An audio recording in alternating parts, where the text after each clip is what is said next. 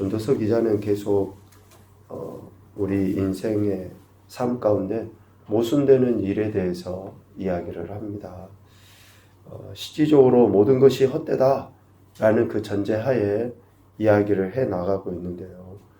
이러한 헛된 세상, 즉 모순된 세상 가운데 살아가는 그 우리 인생들이, 이러한 모든 것들이 결국은 하나님의 주권하신 가운데 발생하는 일들이다 라는 것을 이야기하죠. 좀 일어나지 않았으면 좋겠고 세상에 어찌 이런 일들이 있을까 싶은 그러한 일들이 우리 가운데 일어나지만, 이 또한 하나님의 주권하신 가운데 일어나는 일이기 때문에 그에 대한 우리 인생의 자세는 하나님을 인정해야 된다. 그러니까 시기와 기회가 하나님께서 주시는 것이기 때문에 그것을 인정하며 살아야 할 것에 대해서 강조하고 있습니다. 이러한 이야기를 계속 들으면 좀 세상과는 괴리가 되기 때문에 불합리하죠. 좀 더 그냥 질서의 하나님이시라고 하면 좀 지혜로운 자들은 뭔가 없고, 또 어리석고 우매한 자들은 그에 따른 고통을 당하면 좋을 것과 같은 그러한 우리의 마음이 들어요. 그러나 분명히 기억해야 될 것은 이 또한 하나님의 주권이라는 것을 우리가 인정해야 된다라는 것이죠. 그래서 오늘 10장에는 지혜의 중요성을 강조하고 있습니다. 그러면서 지혜자와 우매자의 그 삶의 모습을 대조시켜서 이야기하죠. 그들의 결과가 정반대로 나타난다는 것을 분명하게 이야기합니다. 모든 것이 하나님의 주권 가운데 있지만 결국 흐름은 어떠느냐? 지혜자와 우매자의 삶은 정반대의 결과를 갖고 오게 된다라는 것을 이야기해요. 우리가 잘 아는 것처럼 잠언 9장 10절은 이렇게 이야기하죠.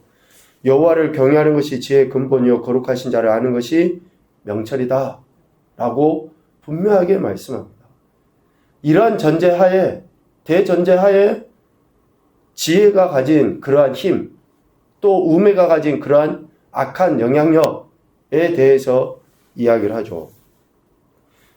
9장 하반부의 말씀에 보면 지혜가 가진 그 강력함을 이야기합니다.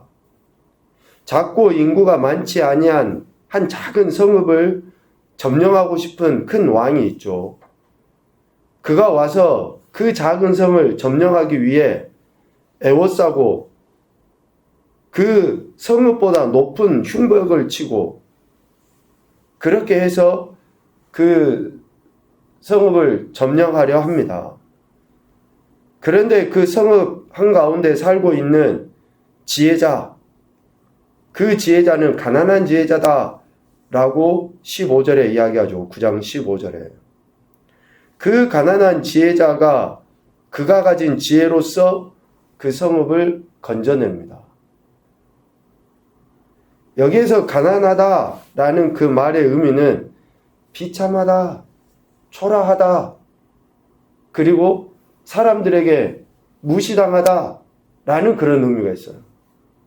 그러니까 사람들에게 손가락질 당하고 무시당하고 좀 천시 여기는 그러한 사람임에도 불구하고 그가 가진 그 지혜가 큰 왕의 그 모습보다 뛰어나다라는 것을 이야기합니다.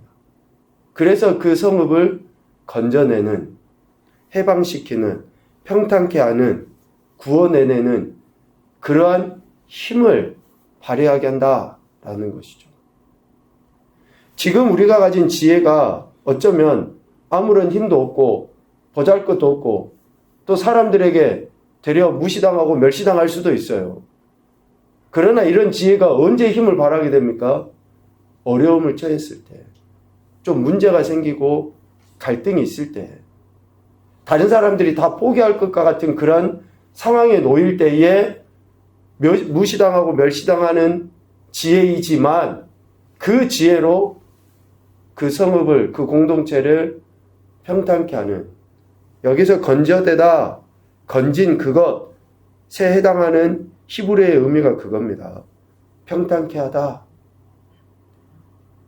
헤아려서 문제를 해결하는 그 힘을 그때 발휘하게 한다라는 것이죠. 아무리 보잘것없고 하찮다고 취급을 당하는 사람이라 할지라도 그가 가진 지혜가 얼마나 강력한 힘인지, 큰 흉벽을 쌓을 만큼 힘이 있는 왕이나 장수보다도 능력이 있는지, 그래서 승리하게 하는지를 이야기하는 것입니다. 그래서 지혜가 무기보다 낫다라고 하는 9장 18절 말씀을 생각하게 하는 것이죠. 그러나 반대로 18절 말미에 이야기하는 것처럼 죄인 한 사람의 우매함은 많은 선을 무너지게 만듭니다. 이것이 바로 우매한 사람의 특징이거든요. 죄인의 특징입니다. 죄인과 우매한 자의 공통점을 찾아보면 자신은 물론 다른 사람에게까지 좋지 않은 영향력을 끼치고 드러내는 것이 공통점입니다. 아담의 범죄가 모든 사람에게 죄를 전가시킨 것과 같이 작은 죄 하나는 모든 사람들에게 영향을 끼치게 되어 있습니다. 특별히 자기 자신에게는 더할 나위 없죠. 소위 말하는 내가 지은 그 작은 죄, 또 거짓말 하나는 더 크고 더 강력한 것을 찾게 되어 있습니다. 우매함도 마찬가지죠. 다른 사람에게까지 좋지 않은 영향력을 끼칩니다. 죄인은 공동체를 하나님의 뜻과 상관없는 길로 인도하죠. 그래서 작은 죄라도 우리가 허용하고 용납해서는 안 된다라는 것을 누차 이야기합니다. 또 우매자, 우매하다라는 그 말은 공허하게 하다, 또 낭패시키다, 그런 의미가 있다고 그래요, 히브리어로. 그러니까 하나님의 뜻을 거슬러서 낭패를 당하게 만드는 것이 우매자. 어리석은 자의 그러한 결정, 또 어리석은 자의 그 말 한마디는 당연히 자기는 괴롭힐 뿐만이 아니라 공동체를 힘들게 만드는 거죠. 오늘 10장 1절에 보면 우매자, 또 어쩌면 죄인, 이 공동체에 끼치는 좋지 않은 영향을 이야기하죠. 죽은 파리들이 향기름을 악취가 나게 만들죠. 그러니까 이러한 우매가 지혜와 종기를 난처하게 만들고 어렵게 만드는 겁니다. 그래서 우매자는 근본적인 면에서 지혜자와 다릅니다. 저들이 지금 뭔가 권세도 갖고 또 부도 누리고 하는 것 같지만 그들이 우매하다 그러면 앞서 이야기했잖아요. 우매한 자라도 권력도 가질 수 있고 부도 가질 수 있어요. 이게 소위 말하는 모순된 세상인 것 같아요. 그러나 근본적으로 이러한 우매자들은 지혜자와 다르죠. 그들은 지혜자의 반대편에 서서 지혜자와 반대되는 그런 모습과 특징을 보이게 되어 있습니다. 그래서 어리석은 자들은 필연적으로 자신의 우매함을 드러내게 됩니다. 3절에 보면 우매한 자는 길을 갈 때에도 지혜가 부족하여 각 사람에게 자기가 우매함을 말하느니라 라고 이야기해요. 잘 모르겠으면 다른 사람이 말하는 대로 따라가면 되잖아요. 자기도 처음 가보고 알지도 못하는데 무조건 나를 따르라 라고 우매한 자들은 앞서서 이야기하죠. 그러니까 그들의 말로 인해서 공동체를 혼란하게 빠뜨리고 어려운 가운데 처하게 만든다라는 것이죠.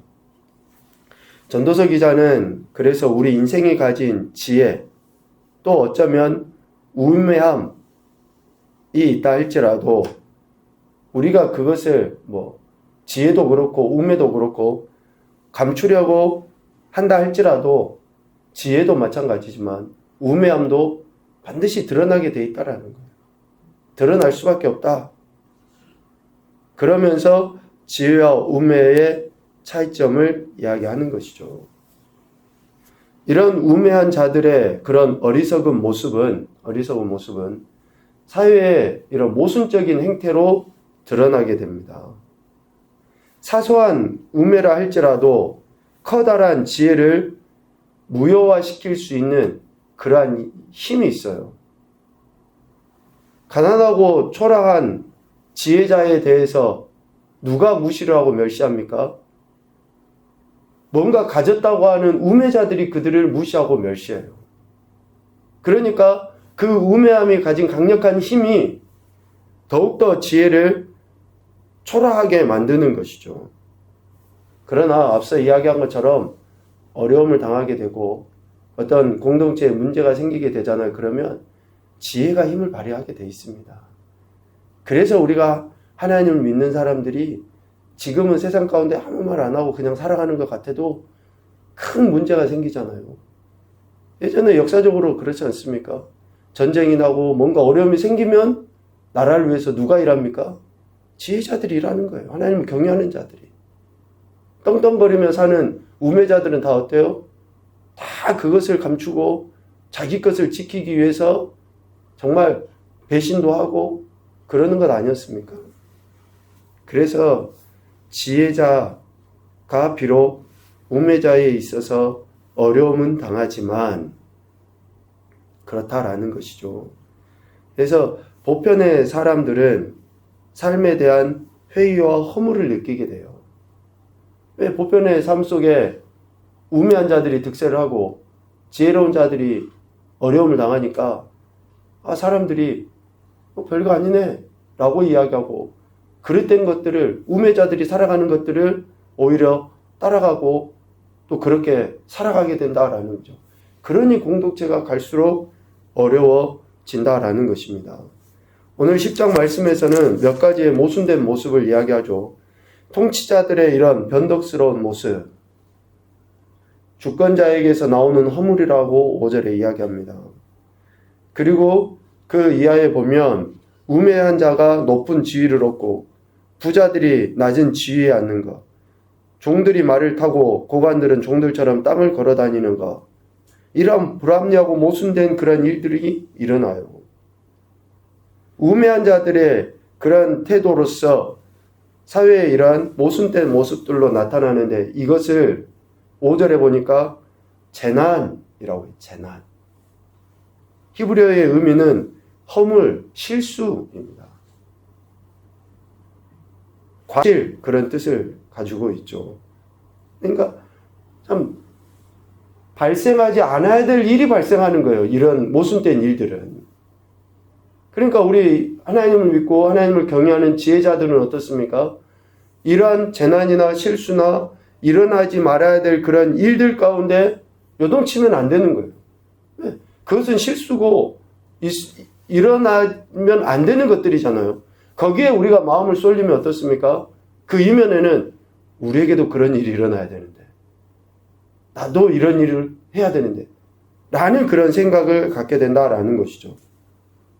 그래서 참 지혜는 이런 모순된 사회의 모습이라 할지라도 우매한 자의 그런 태도를 따르는 것이 아니라 비록 무시당하고 멸시당하지만 지혜자의 모습을 따르는 자, 또 지혜를 나타내야 한다라는 것을 이야기합니다.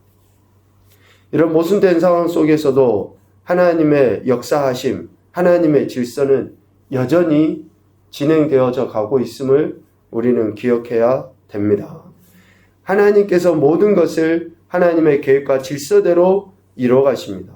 그래서 지혜롭고 합리적으로 이루어져서 결코 하나님의 그 계획하신 가운데는 이런 불평등이 존재하지 않는다라는 것을 우리는 생각을 해야 돼요. 그것이 하나님의 주권을 인정하는 것이고 하나님을 경외하는 거거든요.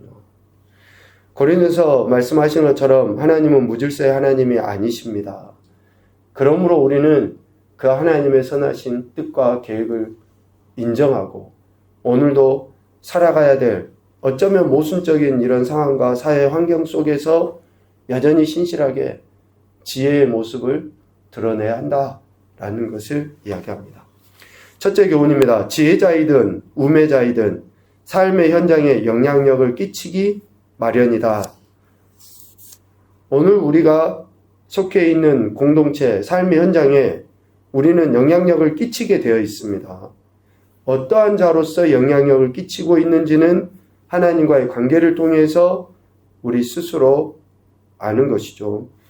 두 번째, 초라한 지혜자라도 그 지혜가 가진 강력함이 공동체를 구원으로 인도한다. 지금은 무시당하고 멸시당할 수 있습니다. 그러나 우리가 가진 하나님을 경외하는 믿음, 그 참 지혜가 우리 가정과 공동체를 구원으로 인도해 갑니다. 그래서 힘들고 어려울 때일수록 포기하지 마시고 더 하나님을 경외하고 의지하는 그러한 믿음의 고백이 있어야 한다라는 것이고요. 마지막 한 가지 더 보면 그렇습니다. 질서의 하나님의 역사하심을 범사에 신뢰하며 살아가자. 왜 전쟁이 일어나지? 왜 지금도 이렇게 가난한 자들이 죽어가지? 그러나 그 안에서 하나님은 오늘 우리에게 결단을 요구하시고 우리가 지혜를 바라기를 원하십니다. 그래서 말씀과 기도로 하나님이 공급해 주신 지혜에 대한 합당한 태도를 우리가 취하는 것, 이것이 하나님의 선하신 뜻을 이루어드리는 것이다 라는 것입니다. 오늘 말씀을 통해 저와 여러분에게 주시는 그러한 교훈이 오늘 한날의 삶의 현장 관계 속에서 나타나서 하나님께 더 큰 영광 올려드리실 수 있기를 주님의 이름으로 축복합니다. 아멘.